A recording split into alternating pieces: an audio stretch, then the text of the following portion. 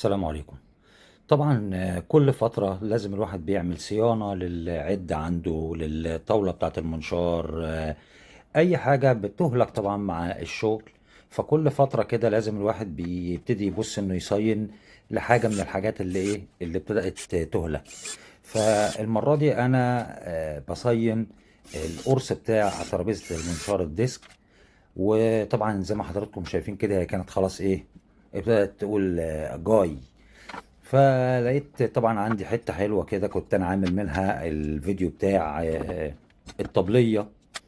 فحتة قرصة حلوة كده عندي ونضيفة ولميع كده يعني تستحق ان الواحد يعمل منها حاجة كويسة وتقعد عنده فترة، وانا منوه ان شاء الله احافظ عليها بقدر الامكان. يعني زي ما حضراتكم شايفين حتة نضيفة جدا محملة. فطبعا جبتها قلت انا هستغلها ان انا اعمل ترابيزة المنشار بتاعي.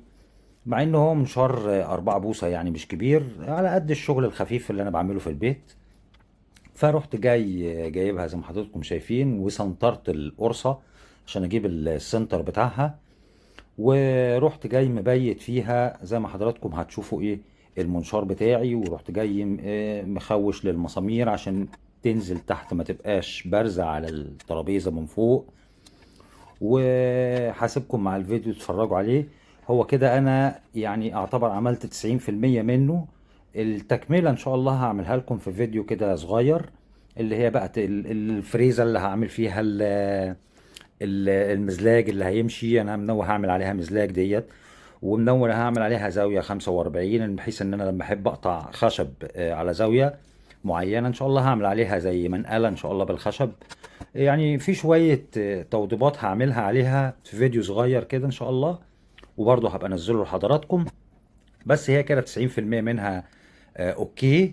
وهبتدي اشتغل عليها الشغل بتاعي لغايه لما اروق كده برضه وابتدي اظبط فيها بقى شويه حاجات. لكن انا شايف ان هي كده ما شاء الله بقت جميله. في اخر الفيديو هتشوفوها درجت على الجنبين بالمتر بتاعي. ورحت جاي عامل يعني حزيت كده كل سنتي، عملت حز بحيث ان يبقى مع زي علام عندي ما يروحش.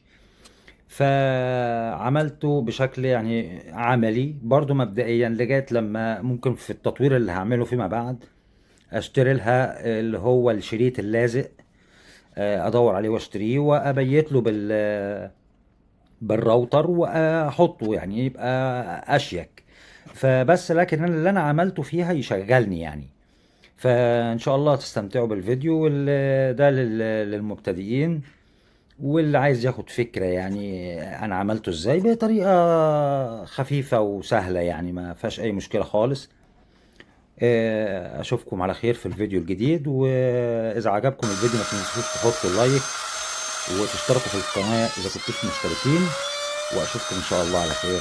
سلام عليكم.